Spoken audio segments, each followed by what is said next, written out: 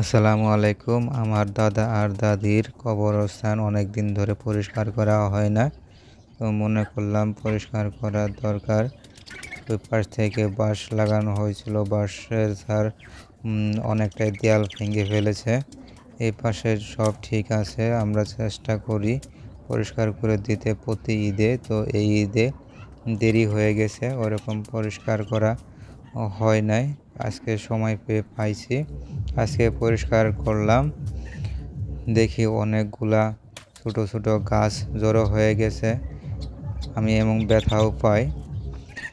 বাঁশ অনেক ঝামেলা করতেছে, বাঁশের কঞ্চাগুলা অনেকে হেলে গেছে। আমি একটা দাও নিয়ে সবগুলা সুন্দর করে পরিষ্কার করে দেই। আরও পরিষ্কার করতে হবে আমাদের, এরপরে কাজ আছে, তাই আজকে ঠিকভাবে কাজ করতে পারিনি।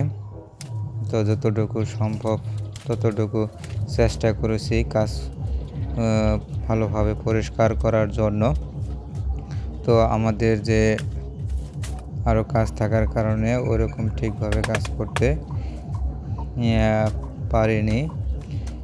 আমাদের এই কাজগুলা প্রতিনিয়ত করার দরকার। যারা মরে যায় তাদেরকে আমরা ওরকম মনে রাখি না। ওদের পরিষ্কার করা হয়ে গেছে।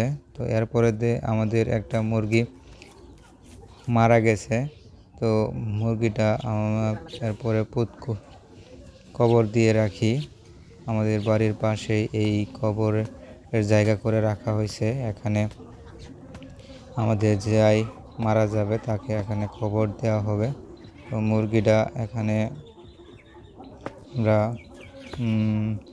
পুঁতে রাখি, মাটি খুঁড়ে পুঁতে রাখি, যাতে জীবাণুগুলো বাহিরে বাতাসে ওরকম না ছড়তে পারে।